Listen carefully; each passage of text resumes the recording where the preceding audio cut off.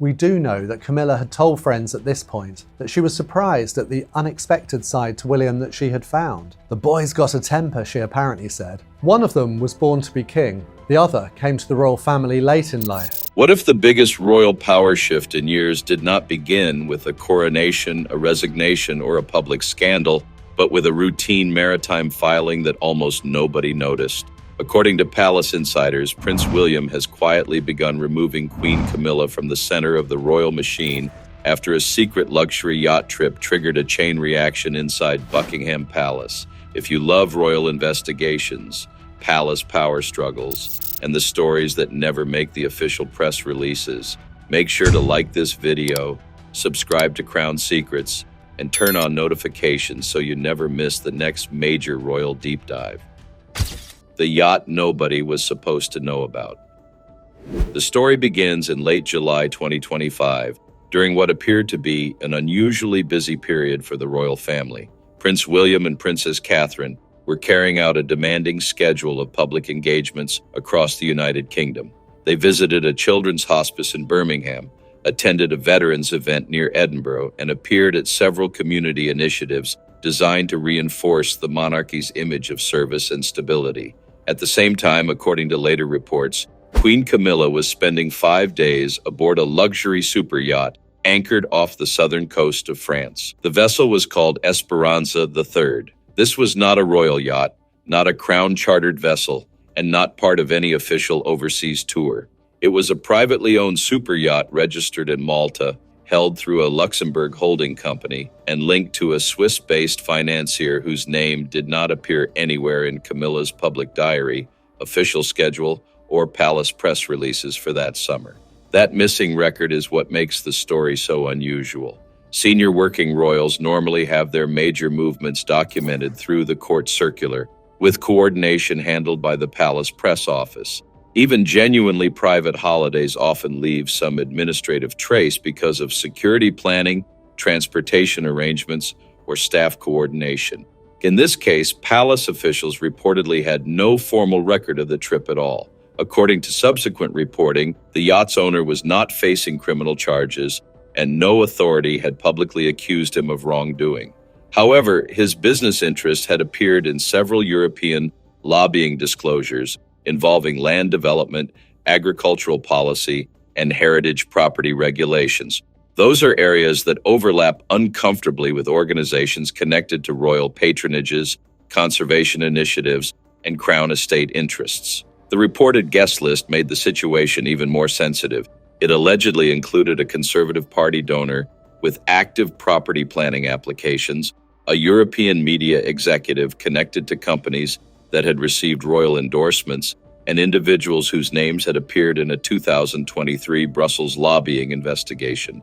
None of them were attending in any official royal capacity, making the gathering appear less like a conventional royal social event and more like a private network of influential figures. The most remarkable aspect, however, was how the trip was uncovered. It surfaced through a routine ship registry filing that was later matched to a briefly posted Instagram photograph showing guests dining on the yacht's deck. Within 48 hours, copies of the image reportedly reached 2 British journalists and a German investigative outlet specializing in European lobbying networks. The German organization, already familiar with several of the names connected to the yacht's owner, immediately recognized the potential significance of the connection. By mid-August, palace correspondents were quietly making inquiries. According to sources, Buckingham Palace was completely unprepared for the questions. That reaction is significant because it suggests this was not being treated internally as an ordinary private holiday. The trip appears to have been kept off the books, and the speed with which the information reached Kensington Palace has led some observers to suspect that someone with direct knowledge of the voyage wanted Prince William informed before the press could fully verify the story. If that is true, then the real significance of the yacht may not be the vacation itself, but the fact that someone inside the circle chose to expose it. The paper trail that would not disappear. Once investigators began looking beyond the yacht itself, the story reportedly became far more serious. The ownership structure of Esperanza III led researchers to a Luxembourg-based company called Verlaine Capital Partners. One of the company's listed directors had previously been mentioned in a 2022 parliamentary report examining foreign influence in UK property markets. Although the report did not accuse him of any crime, it recommended closer scrutiny of lobbying activities connected to heritage land decisions. That detail was significant because heritage land policy is precisely the sort of area where royal foundations, conservation charities, and advisory networks can carry meaningful influence. As the investigation expanded, attention quickly shifted to a more important question: who paid for Camilla's stay on the yacht? Under palace transparency rules, senior royals are expected to declare significant gifts, travel, hospitality, or accommodation provided by private individuals. Those declarations are reviewed internally and are supposed to appear in the annual transparency records maintained by the royal household. According to sources familiar with the review, Camilla's July 2025 trip did not appear in those records. When journalists requested clarification, Camilla's office reportedly described the journey as a private, personal matter. That explanation might have been sufficient if the trip had been a privately funded holiday with no connection to outside financial interests. However, it reportedly failed to satisfy Kensington Palace. Prince William had already spent more than a year pushing for stricter controls on gifts, hospitality, and financial relationships involving senior royals, reforms that were widely understood to be part of a broader effort to avoid another controversy resembling the scandals that had damaged Prince Andrew and the monarchy's reputation. The situation escalated further when investigators reportedly discovered that this was not the first time Camilla had accepted hospitality from the same yacht owner. Palace sources later confirmed that she had allegedly spent a long weekend aboard the same vessel in 2023, and that earlier trip had also been omitted from transparency records. A senior official had apparently noticed the issue at the time, but it was handled informally and allowed to go no further. William reportedly learned about the 2023 trip only after the 2025 controversy surfaced, which significantly changed how his team viewed the situation. At that point, Kensington Palace reportedly began cross-referencing several pieces of information, including the 2023 and 2025 yacht trips, a $40,000 donation from Verlaine Capital Partners to a royal-connected charity, and a 2024 planning application involving a Somerset heritage property reviewed by advisors connected to royal networks. No evidence emerged showing that Camilla intervened in the planning decision itself. Nevertheless, from a governance perspective, the appearance of repeated private hospitality from a businessman connected to organizations interacting with royal structures was exactly the kind of relationship William's new rules were intended to prevent. By late August 2025, the issue had reportedly moved beyond the question of a questionable vacation. It had become a much more troubling question about whether the palace's own oversight and transparency mechanisms had failed. And that led directly to the most sensitive question of all: did King Charles know? The Kensington Palace confrontation. The decisive meeting reportedly took place in early September 2025, and one detail immediately stood out to palace insiders. It was held at Kensington Palace, not Buckingham Palace. That choice of location was highly significant. Kensington Palace is Prince William's operational base, while Buckingham Palace remains the formal center of the king's household. By holding the meeting on his own ground, William was reportedly signaling that the matter would be handled through his own office and authority, not through the traditional machinery surrounding King Charles. Those present reportedly included William's private secretary, his communications secretary, and a senior official from the king's household who had been instructed to attend. According to sources familiar with the meeting, William arrived carrying a physical folder filled with printed documents rather than relying on digital presentations. Inside were port logs, charity financial records, lobbying disclosures connected to the yacht owner, and a summary of the previously undisclosed 2023 yacht trip. The atmosphere was reportedly tense from the beginning. William placed the folder on the table and asked a single question: who saw this in 2023 and decided it did not need to go further? The senior official from the king's household was reportedly unable to provide a clear answer. That inability to identify who had suppressed or ignored the earlier warning appeared to deepen William's concern that the palace's oversight system had failed. What followed was not described as a shouting match or emotional confrontation. Instead, William reportedly walked through the evidence in a methodical reconstruction of the timeline. He reviewed the 2023 yacht trip, the donation connected to Verlaine Capital Partners, the Somerset Heritage Planning application, and finally the 2025 voyage aboard Esperanza 3. By arranging the events chronologically, He was reportedly trying to establish whether these incidents represented isolated mistakes or a pattern of undisclosed relationships involving individuals connected to royal structures. William then asked what may have been the most uncomfortable question of the meeting. At what point was my father informed? The answer reportedly revealed a significant gap in the flow of information. Charles had apparently been told only that Camilla was taking a holiday in the south of France. He had not been informed about the yacht's ownership, the Luxembourg holding company, the lobbying connections, or the related financial relationships that had now become the focus of scrutiny. According to sources, William concluded that the system had failed to protect the king from incomplete or insufficient information. He then issued 3 specific demands. First, he required a full written disclosure of both yacht trips within 7 days. Second, he ordered a comprehensive review of Camilla's patronages to identify any links to outside donors or business interests. Third, he demanded an immediate suspension of contact between Camilla's household and the yacht owner. That final demand reportedly triggered resistance. Camilla is said to have pushed back through King Charles, who telephoned William and argued that Camilla had no intention of deceiving anyone. Charles also reportedly warned that a formal review risked turning a difficult situation into a much larger public scandal. William's response was reportedly blunt. The story was already circulating, and the palace could either manage it proactively or risk being overwhelmed by it later. A partial disclosure was eventually submitted by Camilla's office, but William's team reportedly judged it incomplete and formally rejected it, an extraordinary development involving the office of the Queen Consort. The situation escalated even further when a new piece of information reportedly surfaced. Investigators learned that one of the yacht guests had held a private meeting in London with a member of Camilla's patronage advisory board approximately 6 weeks before the 2025 trip. That revelation appears to have convinced William that the issue was not simply about personal judgment or an ill-advised vacation. In his view, it had become a matter of institutional governance, transparency, and the integrity of the royal household itself. When Charles could no longer protect her, the yacht scandal unfolded against a much larger and more sensitive backdrop.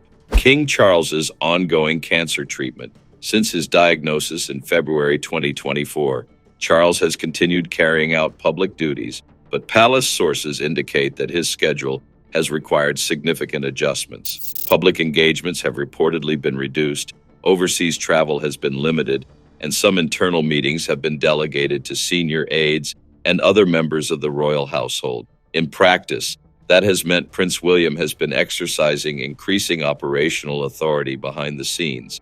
This is not a constitutional coup, and Charles remains the reigning monarch. However, in any major institution, when the leader is managing a serious illness, authority naturally begins to shift toward the person capable of handling the day-to-day workload. According to palace insiders, that reality became painfully clear during William's conversations with his father about the yacht controversy. Charles reportedly told William that Camilla had assured him there was nothing improper about the 2023 trip. William's response was said to be direct. Her assurance did not match the documentation that had been uncovered. The significance of that exchange cannot be overstated. It effectively placed the heir to the throne in the extraordinary position of telling the reigning monarch that his wife's personal word was not sufficient without supporting evidence. Faced with the growing controversy, Charles reportedly asked for 72 hours to resolve the matter privately. During those 3 days, he spoke directly with Camilla, while Camilla consulted her own advisors. Palace lawyers were reportedly brought into the discussions, and questions were put to her regarding the previously undisclosed meeting involving a member of her patronage advisory board and one of the yacht guests. Camilla reportedly maintained that she had not attended that meeting and had not known it had taken place. Whether that explanation was entirely accurate or not, it created a new and troubling problem. Either members of her own network had been arranging meetings involving individuals who later hosted her privately, or significant interactions involving her patronage circle were occurring without her knowledge or oversight. Neither possibility reflected well on the management of her household. By the end of the 72-hour period, Charles reportedly found himself in an impossible position. He could not deny the existence of the documents that William's team had assembled. He could not fully verify Camilla's account of events, and he could not publicly undermine the governance reforms that he himself had previously endorsed as part of a broader effort to strengthen palace accountability. On Thursday evening, Charles reportedly told William to proceed with the review, while asking that Camilla be treated with dignity and that nothing be made public without his prior knowledge. According to palace officials, that moment carried a profound significance. For decades, Camilla's security within the institution had depended heavily on Charles's ability to protect and shield her from internal pressure. In that moment, it became clear that his ability to provide that protection had weakened. The shield that had guarded her position for years had developed a crack that could no longer be concealed. William's new monarchy. The clearest evidence of Prince William's growing power was not a dramatic speech, a palace announcement, or an official decree. It was something far quieter: Queen Camilla's diary. According to palace sources, Camilla's autumn 2025 schedule originally included 14 solo engagements between October and December. These events covered a wide range of royal responsibilities, including charity dinners, hospital openings, literary events connected to her reading initiative, and a major women's leadership conference in Edinburgh. On paper, it was the schedule of a fully active queen consort with a substantial independent role within the monarchy. By the end of September 2025, however, 6 of those engagements had been quietly reassigned to other royals. The events were not canceled, postponed, or publicly explained away. They simply appeared on someone else's calendar. That distinction is important because this is often how influence is reduced within a royal institution. It rarely happens through dramatic public confrontations. Instead, it happens through shorter diaries, fewer meetings, fewer staff, and reduced access to information until the difference becomes impossible for insiders to ignore. Camilla's household reportedly underwent a 2-phase restructuring. First, 2 senior advisors accepted alternative roles elsewhere within the wider royal household. Later, 3 junior staff members were redeployed, reducing her dedicated team from 11 staff members to 7. At roughly the same time, her access to broader palace briefing documents was reportedly significantly narrowed, particularly in areas unrelated to her immediate public duties. The most revealing development involved Catherine, Princess of Wales. Kate reportedly took over the Edinburgh Women's Leadership Conference and 2 major charity dinners that had originally been scheduled for Camilla. Palace sources claim that Kensington Palace confirmed Catherine's attendance before Camilla's own team had fully processed the changes, suggesting that the transition was being coordinated proactively rather than occurring as a last-minute scheduling adjustment. Another moment drew particular attention inside palace circles. In late October 2025, William and Catherine spent a private weekend with King Charles at Highgrove House, Charles's personal country residence in Gloucestershire. Camilla remained at Clarence House in London. Officially, the gathering was described simply as an informal family weekend, but within the palace, the symbolism was reportedly impossible to miss. Increasingly, the visible center of the monarchy appeared to consist of Charles, William, Catherine, and Princess Anne. That emerging structure reflected a broader trend that had been developing for several years. Prince Andrew was no longer carrying out royal duties. Prince Harry had stepped away from the institution. Extended family members had gradually been phased out of significant working roles. William's vision of a smaller, more tightly controlled monarchy was already becoming visible in practice. The Yacht scandal did not create that vision. What it appears to have done is accelerate a process that was already underway. William's reported private remarks to senior civil servants in November 2025 captured that philosophy with unusual clarity. According to attendees, he said that institutions that protect individuals at the expense of their own integrity do not survive. He did not need to mention Camilla directly. Everyone present reportedly understood the context. The question now is no longer whether William is consolidating authority. The evidence suggests that process is already well advanced. The more consequential question is what happens after King Charles.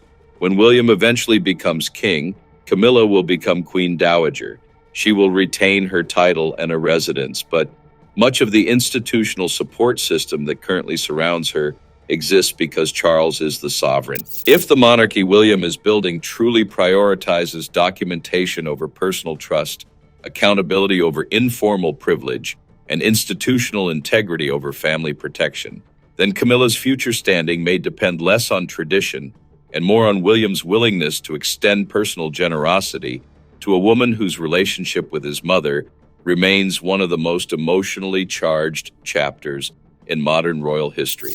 That is the question Buckingham Palace is not answering, and it may ultimately become one of the defining questions of the next reign. A hidden yacht trip, a paper trail that would not disappear, a confrontation at Kensington Palace, and a future king who appears determined to rebuild the monarchy around stricter rules and tighter control. Whether this was a genuine governance crisis or the moment William accelerated changes he already intended to make, the result is the same.